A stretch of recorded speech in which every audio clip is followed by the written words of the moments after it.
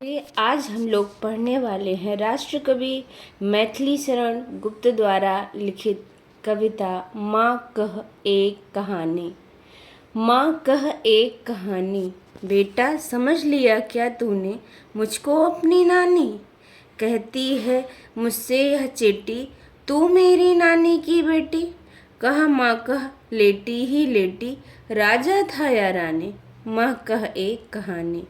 तू है हठी मानधन मेरे, सुन उपवन में बड़े सवेरे।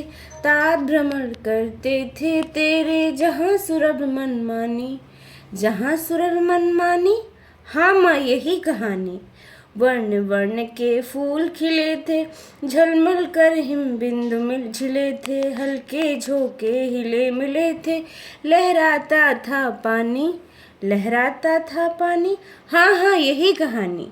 गाते थे खग कल कल स्वर से, सहसा एक हंस ऊपर से गिरा विद्ध होकर खग सर से।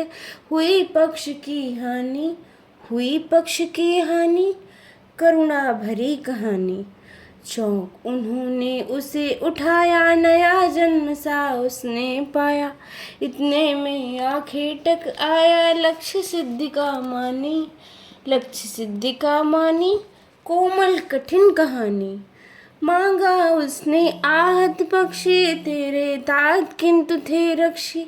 तब उसने जो था खग बख्शी, हट करने की ठानी। हट करने की ठानी, अब बढ़ चली कहानी। हुआ विवाद सदय निर्दय में, उभय आग्रही थे स्विषय में। गई बात तब न्यायालय में, सुनी सभी ने जानी। सुनी सभी ने जानी, व्यापक हुई कहानी। राहुल तू निर्णय कर इसका, न्याय पक्ष लेता है किसका। कह दे निर्भय जय हो जिसका, सुन लूं तेरी बानी। माँ मेरी क्या बानी, मैं सुन रहा कहानी।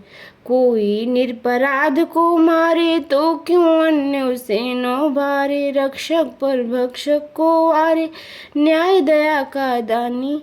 न्याय दया का दानी, तूने गुनी कहानी। तो साथियों, ये रही मैथिली शरण गुप्त द्वारा लिखी एक छोटी सी कविता माँ कह एक कहानी।